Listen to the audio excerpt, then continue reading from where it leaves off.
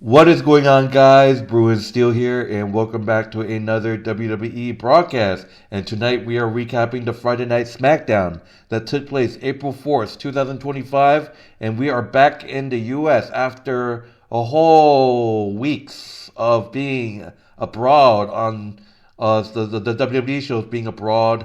And we are finally back in the US, and where this Smackdown takes place in no other than the Allstate Arena in Chicago, Illinois. And we are on the road to WrestleMania. It's in 2 weeks. I can't wait. I'm joined by Canadian Yorker. How's it going tonight? Going really well tonight. Can't complain. Um, it's been a busy day for me. A lot of things have been gotten done, but I can't wait to start the week off. WrestleMania is 2 weeks away. We're getting closer to that due date, but there's a lot of things we have to talk about between now and WrestleMania. And let's start with this SmackDown tonight. Alright, so let's get started. To start off Friday Night SmackDown, we get CM Punk making his entrance in his hometown crowd. Excuse me. He gets on the mic and said he was told the best audience are overseas, but he knew he was coming home to Chicago. He grabs the camera from an operator and tells Chicago to let him know, and that's why they don't listen outside voices. Little fact, he's not supposed to be here. Stop him if you heard it before. He was born with the cord around his neck and turned out blue. He's not supposed to be here. He thanks 16,000 of his hometown friends and family that are here tonight. Who's going to make him leave? Every time he laces his boots up or goes to the grocery store, he does his business and nothing has changed. He doesn't know if you heard, but he's in the main event of WrestleMania, and he earned it. He started in the backyards of Chicago, trained at the Steel Domain, signed a contract here, paraded out dressed like an LA catboat on John Cena's gangster car, and he was told he wasn't supposed to be here every step of the way. So we appreciate everyone congratulating him and wishing him luck as he goes through the airport, and now the hard work begins. He's a product of this town and thanks each and every one of them, but forgive him. He doesn't thank his beautiful wife April first. She's probably going to be mad at him that his puppy Larry won't get mad at him. There's way too many people to thank who got him where he needs to be, but he figured the crowd was a good start. So from the bottom of the heart, thank you. He got a date at WrestleMania, and he promised he was going to whip Seth Rollins' ass and put a beating on Roman Reigns in the main event. He gets interrupted by Paul Heyman. Paul Heyman said he apologized for being late and assures everyone in no disrespect to Chicago or his best friend CM Punk. He says to ask not what you can do for your wise man, but what your wise man can do for you, and tells Punk that he belongs in this ring in Chicago and in the main event of WrestleMania. The last time they stood in this ring, he came up to CM Punk because Solo and the company were breathing down his neck, and he said, "Please take me with you." And the next week, they took him out for longer than he had ever been out, except the times he was fired. And then Punk took a beating from Drew McIntyre so severe in Hell in a Cell he almost didn't come back. And then he came to CM Punk and begged and pleaded for Punk to be the fifth in the War Games, and Punk did it for him and saved the family, the match, the bloodline. He deserved all the credit in the world, and he thanks him. But if he indulged him, he has one more favor to ask him. Punk asked what he can do for him, and Paul leans him and asks Punk to tell him the favor he wants of him, please. Roman is breathing down his neck, and he wants to know, and you know that he likes when these Samoan gets angry. Punk gets confirmation that Roman isn't here and tells Paul Heyman he'd like to tell him at the same time he tells Roman, and to let him know when the big chief wants to show up next. CM Punk takes his leave, and Paul Heyman sweats in the rain. So yeah, wow. So Paul Heyman wants to tell everyone what that favor is. So what are your thoughts on that opening segment between CM Punk and Paul Heyman?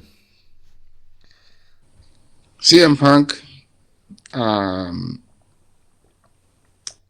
ever since he came back to WWE, I thought it's gonna be great. You're gonna see a shakeup of this of CM Punk and what he's done, and he's had some really good matches. He had his battles against Drew McIntyre. Um, he I think that CM Punk opening up Raw is setting the wrong precedent here. CM Punk should just what the heck his favor is, because we don't even know what the favor is. And I thought it made it interesting at the beginning of the year. Well, now it's been 3-4 months into WWE, and we are 2 weeks away from WrestleMania. You know what, CM Punk, you should have just told us what this favor is immediately. You know, why don't you just tell us it is what it is at the beginning? Just let us know what the favor is. And I just think that Paul Heyman, man, whose side is Paul Heyman on anyway? Are you on Roman's side or are you on CM Punk's side?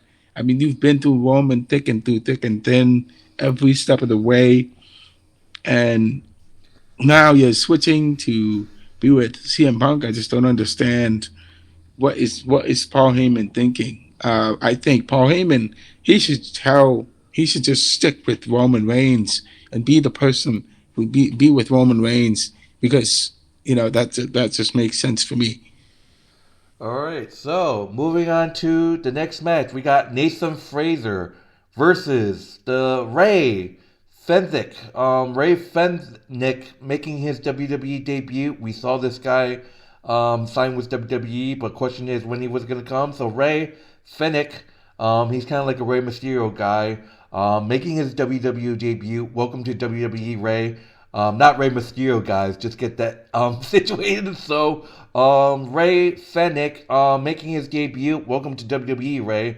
Nathan Frazer versus Rey Fenix. Rey making his WWE debut. Fast-paced feeling out. Frazer ducks a kick and falls all the way back in the rope. Shot off hamstring off the ropes. Ducks under front kick. Rey blasts him with a forensic kick. Couples of quick near falls. Hurricane and nope, action to the floor. Nathan comes up short on a dive, and Rey comes off the top on top of him, jockeying from position in turnbuckle. Frazer with a super suplex, roll it into a final cup. So close.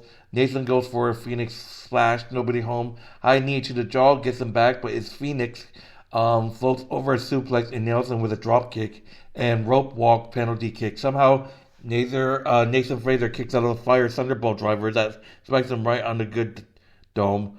Fader lands end zone, but Phoenix cuts him off with a kick up the muscle buster position, swings it out into a meat can driver. Rey defeats Rey with a Mexican muscle buster on Nathan Frazer to win the match. Rey Fenix defeats Nathan Frazer in his WWE debut. So welcome to WWE, Rey. So we have to see what happens. We saw Penta's debut. We saw Rey. He has to show me more, but this guy's athletic. What are your thoughts on the debut of Rey Fenix defeating Nathan Frazer? I think it's great to see Rey Fenix debut into WWE.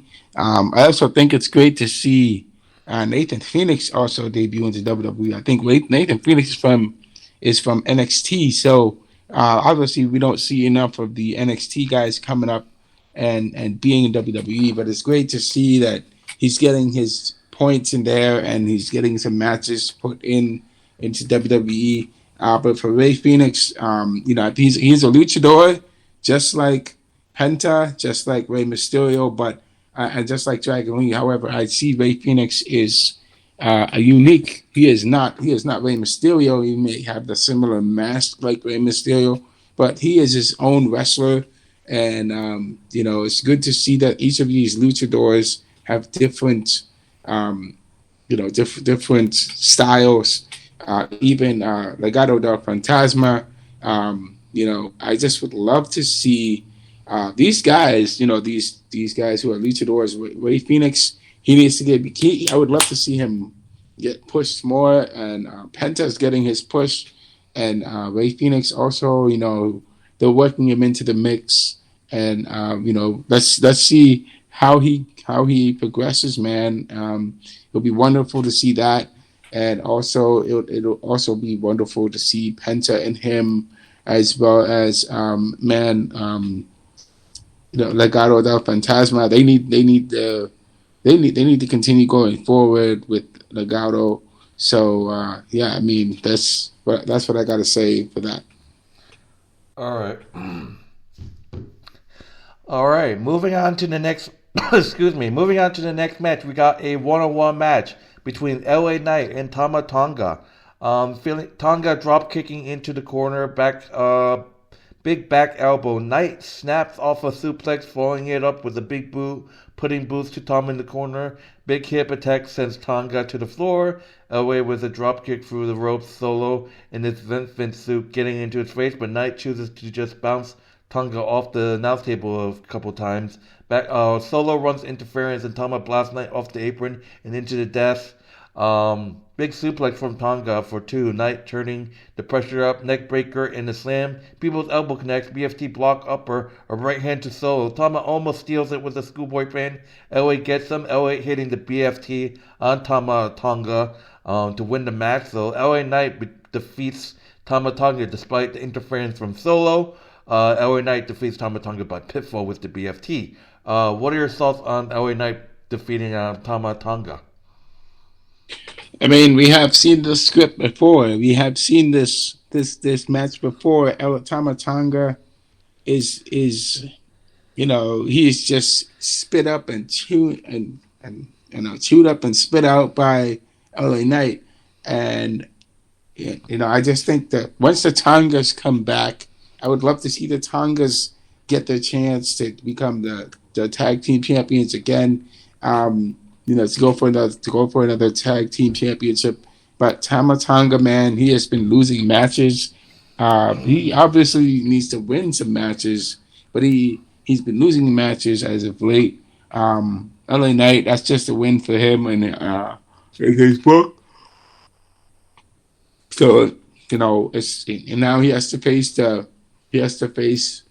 Strowman supposedly to be the challenger at WrestleMania. So we're gonna have to see what's gonna happen with that. All right, so moving on. So we got Charlotte Flair making her entrance and Tiffany Stratton, the women's champion. Let's go, making her entrance. Tiffany Stratton asks the crowd what time is it and gets a big Tiffany time. Charlotte says Tiffany was begging and she's the gift that keeps giving, and every week that desperation leaks through, and that's why she picked Tiffany. She wants to show the smartest wrestling fans here in the world, right here in Chicago, that there is no comparison. Tiffany Stratton says Charlotte's greatest opponent has always been the fans, and she never win. And no matter how many titles she wins, she always comes second to her daddy Ric Flair. And at WrestleMania, she'll come second to Tiffany Stratton. It takes Charlotte a moment to speak above Charlotte and asks if Tiffany thinks she's the first to say she comes second to her dad. The booing continues to approach Flair off so much that it's uncomfortable enough that she just lets Stratton have the last word. Tiffany said that Charlotte was trying to play volleyball and drinking in her daddy's basement at 25, where she's walking into WrestleMania as champion. Flair says it's just another match, but she's gotten to. But she might be the queen inside the ring, but outside the ring, she ain't the queen of shit. She calls Charlotte a Nebo baby, but Flair agrees, saying she's the Nebo queen and she's number one Nebo baby. Stratton gets another barb off, and Charlotte asks if that's why Luke Kaiser is in her DMs, but Tiffany ignores her and keeps walking. So, what are your thoughts on Tiffany's and Charlotte's segment? That's hilarious. All right, so let me tell you guys about the promo between Tiffany Stratton and Charlotte Flair. It was, we're 2 weeks into WrestleMania, and I could say it was awkward. It was not the best promo in the world because of the situation surrounding the promo, and also the audience. Man, it was horrible audience in engagement with that. Honestly, Tiffany Stratton said her piece, and a lot of the fans, they were cheering it on. They were saying, "Yeah, it was great, it's awesome." But I think that the promo kind of blurred the lines between reality and wrestling, because Tiffany Stratton brought up the personal business that Charlotte Flair is going through, suffering a divorce with Andrade, and talking about other things, and saying she's going to go after Andrade. Obviously, that's going to make Charlotte Flair feel a certain way about things, and I just think it's just really awkward, and it feels really forced between Tiffany and Charlotte, and it's nothing seems really real.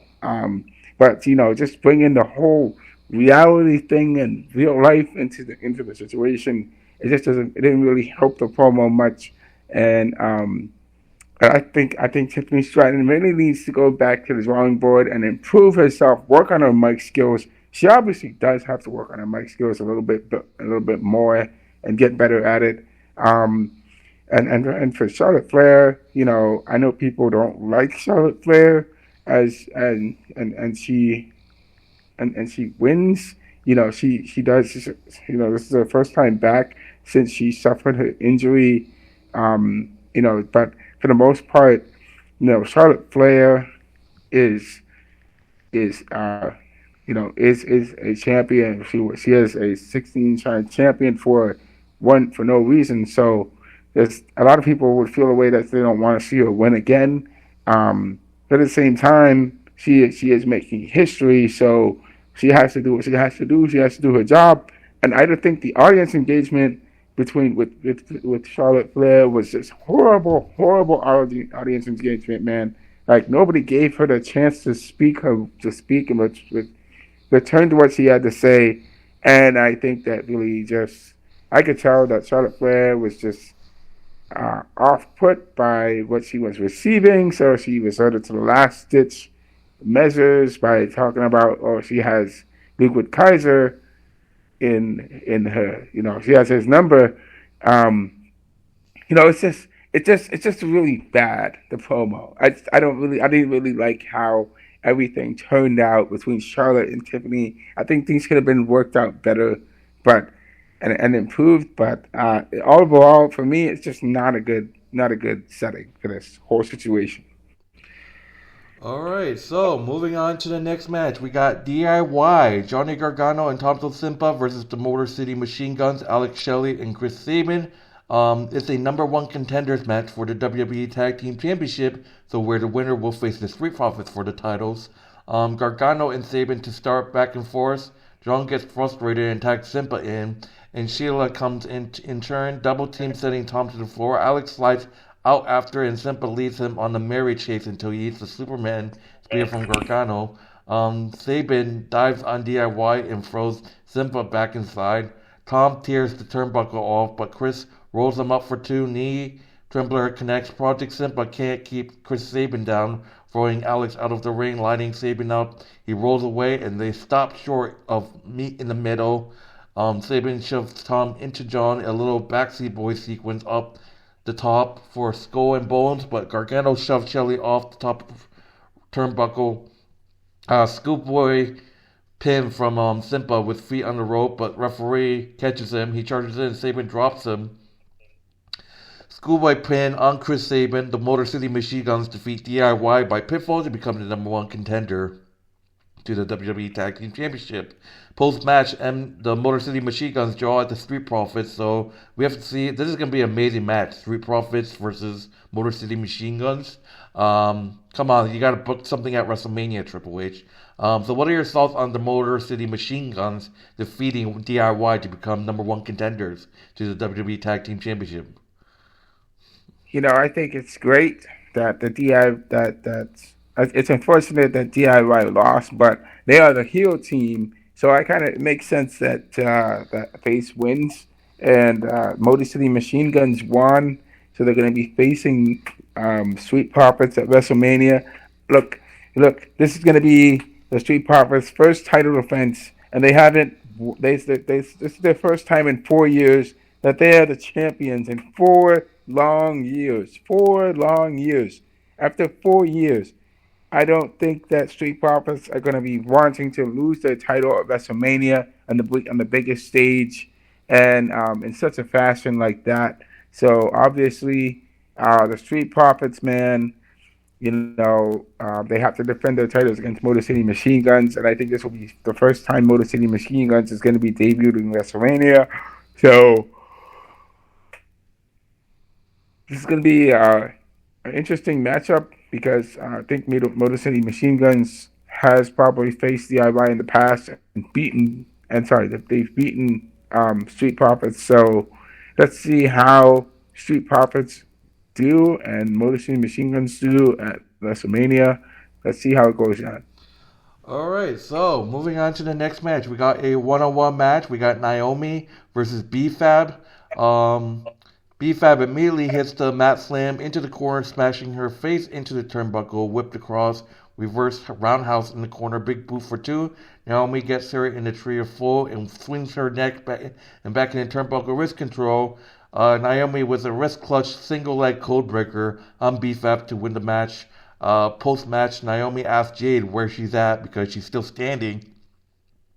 And Jade appears from out of nowhere and lands a thrust kick. Chicken wings for Jade, but security arrives to pull her away. Nick Aldis comes to the stage and said he had enough of this. There's only one solution: Naomi versus Jade Cargill at WrestleMania. Let's go. I knew this was coming. I wanted to see this match. It had to come sooner or later. So we're getting Naomi and Jade Cargill at WrestleMania. So what are your thoughts on Naomi defeating B-Fab? Well, let's just say B-Fab didn't stand a chance against Naomi in the ring. Not this version of Naomi, and she lost to Naomi, unfortunately. So Naomi won pretty convincingly, and obviously she's facing Jade Cargill at WrestleMania. Jade Cargill did have an opportunity to do her finisher on Naomi in the ring. However, the security got in the way, and excuse me.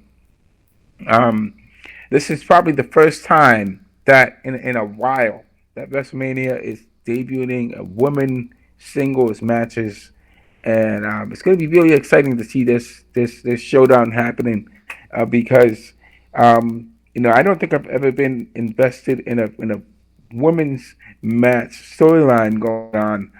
But this is just a really interesting storyline going on. Really have between Jade Cargill, Bianca, and and um, and Naomi. I don't see Bianca getting herself involved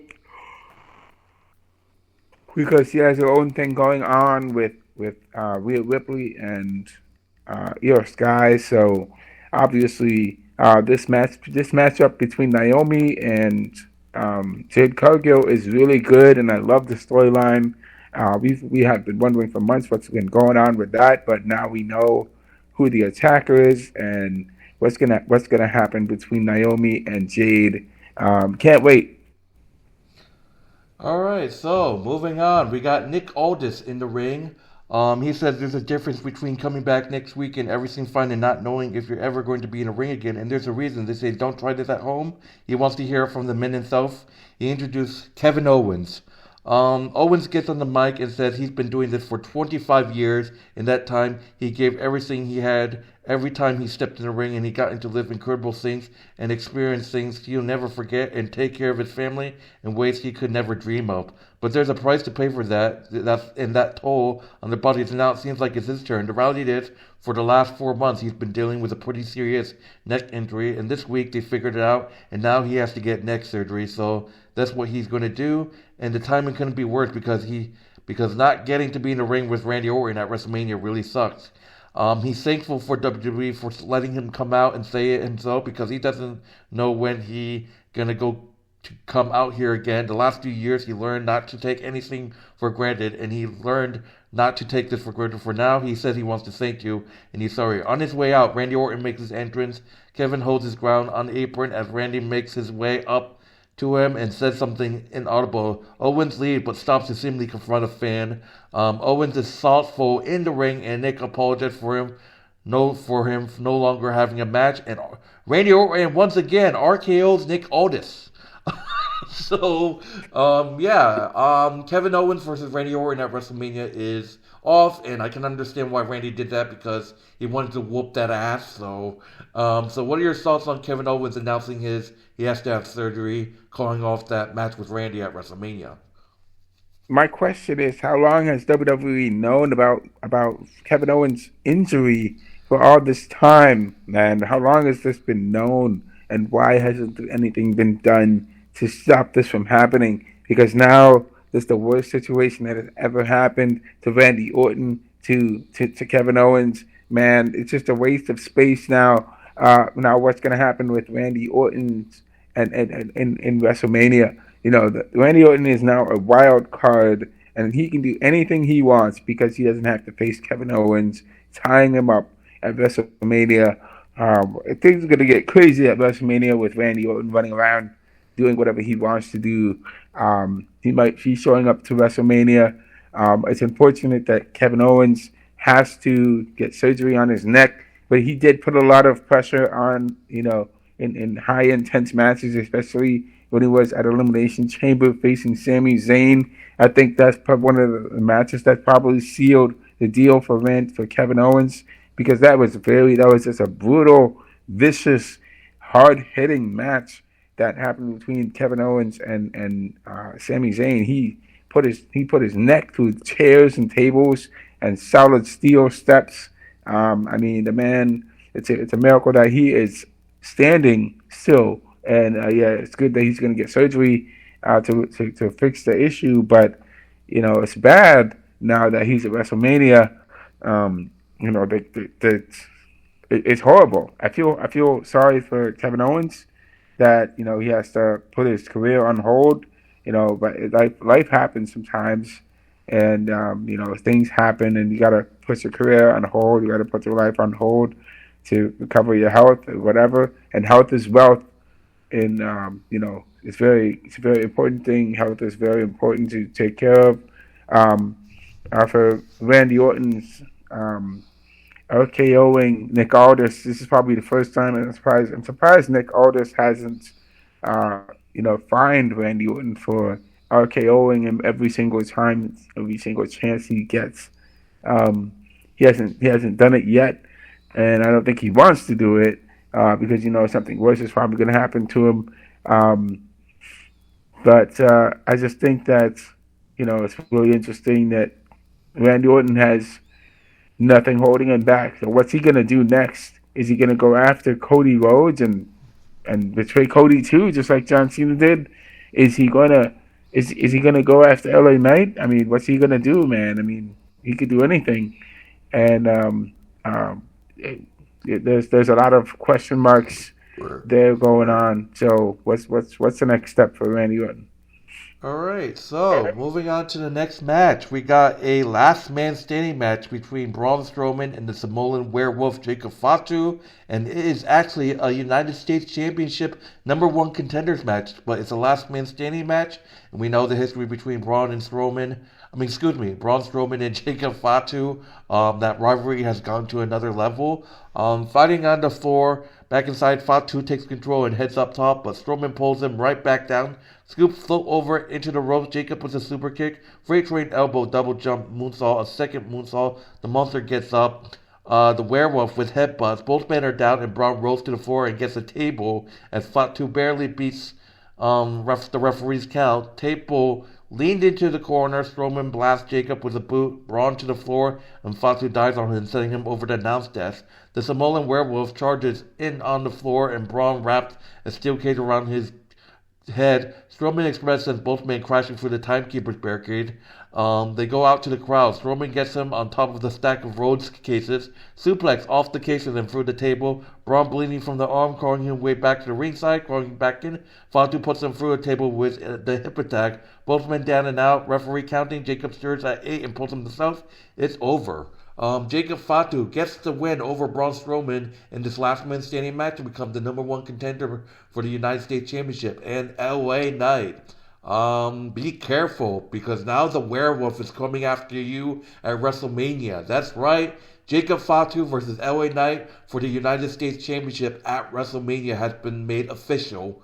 So that's going to be an unbelievable match. LA Knight, you better be prepared, man. What are your thoughts on Jacob Fatu defeating Braun Strowman in the last man standing match? Wow, man, that was a very hard-hitting match for Jacob Fatu and Braun Strowman. It could have gone either way, man. Braun Strowman or Jacob Fatu could have won. Braun Strowman could have beaten Jacob Fatu and become the challenger for LA Knight going into WrestleMania. But Jacob Fatu was the one that came out victorious and won against LA Knight. And I mean, that's an impressive win. It's not every day that anybody can beat Braun Strowman, but Jacob Fatu was able to weather the storm and overcome the obstacle that was Braun Strowman, and basically win against him. Braun Strowman definitely had the upper hand against Jacob Fatu a couple of times, but then Jacob Fatu was able to um, make adjustments and overcome Braun Strowman to win. And I think he put him through a table at the end and was able to get the win over him. But man, it was a great match between Jacob Fatu and Braun Strowman. Both these guys put their all into this match, and that's great to see. The other thing I mean, if it could have gone either way for LA Knight. LA Knight faces Braun. If Braun Strowman wins, LA Knight would have to face Braun. I'm sorry, LA Knight has to face Braun Strowman, or LA Knight has to face Jacob Fatu. He's facing Jacob Fatu, so he definitely has to watch his back at WrestleMania because Tama Tonga is going to be there to help Jacob Fatu win. But Jacob Fatu doesn't need the help to get any wins against LA Knight. He can beat LA Knight on his own, and LA Knight can beat Jacob Fatu on his own. He doesn't need the bloodline to help him. Obviously, he can get the win for himself. But man, it is definitely going to be a really interesting and exciting main event at WrestleMania between LA Knight and Jacob Fatu. All right, so moving on to the final finale. Roman Reigns makes his entrance. He ignores Paul Heyman. Reigns asks Chicago to acknowledge him and asks his wise man if he's here. Heyman says he is, and the crowd responds with a thunderous CM Punk chants. Roman asks if CM Punk is still talking about this favor, and Paul says he is. Roman asks if he should share a secret, and Paul says he should, and Roman says CM Punk wouldn't even be back here if it wasn't for him. He wouldn't be in the main event of WrestleMania if it wasn't for him, and he gets it. He's from the same city, and they're good people, but they're not smart. CM Punk's been around forever and wrestled everyone under the sun, but he never been in that main event of WrestleMania. Not until he was introduced to the Tribal Chief. The crowd chants for him, and Roman asks Punk to come down and indulge his Tribal Chief as to what this favor is. Instead of CM Punk, they get Seth Rollins. Seth Rollins making his entrance. Seth Rollins says Roman doesn't like living in reality and cites a few examples of WrestleManias where things went wrong for him. He said Reigns underestimates CM Punk and thinks if he ignores him, he'll just go away and doesn't work. Could have stopped it in War Games, could have stopped in the Garden and didn't, and now we're waiting on this favor. Roman fired back and said, Seth doesn't understand loyalty, and he keeps his word, and he didn't call Seth down here. He called Punk down here. Rollins said he's out here to hear from CM Punk, too, so that's the one thing missing. CM Punk making his entrance. Punk gets on the mic and circles around the favor, saying it's about friendship, legacy, promises made, promises kept, and loyalty. This goes back to Louisville, Kentucky, and OVW, and they told Paul that Punk doesn't belong and he should fire him, but he said no. Paul truly is a wise man, and he portrayed this on national TV. CM Punk says hell, even before that, on the day Paul left this company on Big Show's bus, the three of them and Rolf Van Dam talking among themselves, and he made it about him. Paul, they're going to fire me. Paul, don't leave. And he said, no, you'll be fine. Punk apologized for making it about him and asked what he can do. And Heyman says, when you main event at WrestleMania, force them to deal with us. Well, they aren't here anymore, so they're going to force the Tribal Chief to deal with them out of his confront zone, because at WrestleMania in the main event in Punk's corner, his wife man, Punk's best friend, Paul Heyman. Reigns looked distraught and the shit-eating grin spreads across Seth Rollins' face. Roman looks away and then loses back, asking if that's really the favor. He laughs it off, and Punk looks steel-eyed at him. Roman says Paul loves him and he saved him, and even if he let him, he won't. He asks his wife man to let this desperate fool down easy. Paul E. Red-Eye looks at him, confident about to cry, unable to bring the mic to his mouth and force the words out. Reigns asks if he's crying and says he better wipe him up and tell him no. The words start pouring off the mind, and Roman says he took Paul in and made him relevant. Tell him no. Clarity comes across Heyman's face and he wipes the tears from his eyes. Roman says he's going to give him one opportunity to tell Punk no, and Heyman lifts the microphone to his mouth and says he can't do that. Rollins falls to his knees laughing. Roman gets Paul in the corner and CM Punk blindsides the Tribal Chief with a GTS go to sleep. Punk squares off with Rollins now. Roman loses himself crying. Heyman screaming no in whimpering agony, and Seth Rollins takes his lead as CM Punk does the go to sleep down the barrel of the camera. That's the show. So wow, I think we just saw the downfall of Roman Reigns and Paul Heyman. So that favor was Paul Heyman is officially on CM Punk's side at WrestleMania, and like I said, I think we just saw the end of this Roman Reigns and Paul Heyman partnership. What are your thoughts on that segment? My thoughts are, does it have to end like this? Does it have to end this way? Because Paul Heyman has been with Roman Reigns since he started, and really helped him become who he was, to be the tribal chief, to be the one to be by his side, and I think we have been waiting for months to see what this favor is, and now we get the favor. Now we get it before WrestleMania. I don't understand the reason why WWE would let us wait for this favor to let us know what this favor is right before WrestleMania. We're 2 weeks into WrestleMania season, 2 weeks, and we're talking about we have two guys that have been.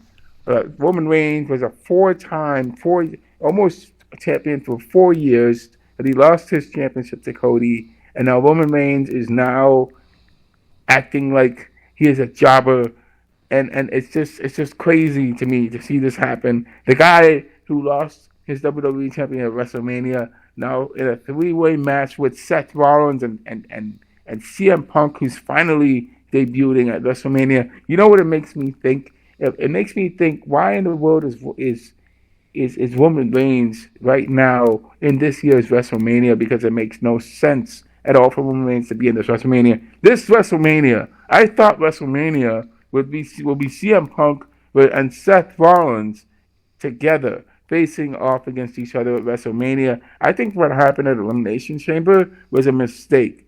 It honestly was a mistake. Seth Rollins and Roman Reigns can have the little feud later on after this WrestleMania between Seth Rollins and CM Punk. Because what is Seth Rollins doing there? Seth Rollins just heard what CM Punk's request was. It doesn't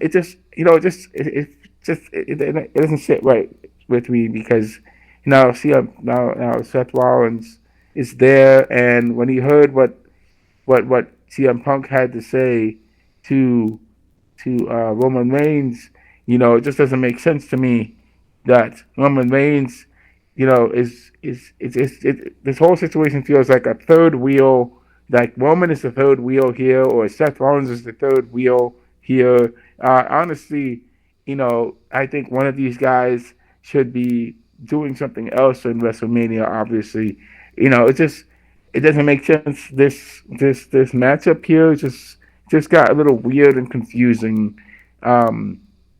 because I thought it's gonna be Seth and we're gonna have like a Seth and CM Punk situation, like there was a Drew and CM Punk situation, but now it's Seth and Drew, Seth and CM Punk with Roman Reigns as well in there. It just doesn't. It's not looking. WrestleMania is not looking too good. Going into WrestleMania, it's not looking too good to me. I don't really like. I don't like the layout of what's going on right here. It's not looking too good. The booking does not look good. It just doesn't look good. All right, so that will do it for Friday Night Smackdown. My name is Bruno Steele, this is New Yorker, and let's go to our grading of the show. I give this show a B plus. How about you? I'm gonna give it a C. It wasn't good. It wasn't bad. It was just it's not very good at the end. The end was not good. The beginning was not good. The situation with Tiffany Stratton and Lyra, and we are, it's Charlotte. It's just awful. So I'm just giving it. No, actually, I'm gonna drop it. It's a C minus. God damn. Okay. But anyways, my name is Bruin Steele. This is Canadian Yoker. That would do it for Friday Night Smackdown. Be sure to like, subscribe. Check out Canadian Yorker's YouTube channel. Link will be in the description, as well as our wrestling channel, which is WWE Wrestling Bros. That link will also be in the description of this video as well. But anyways, we are getting out of here. Enjoy the rest of your night. My name is Bruin Steele. This is Canadian Yoker. And we'll see you guys later in the next broadcast. See you guys later. See you later.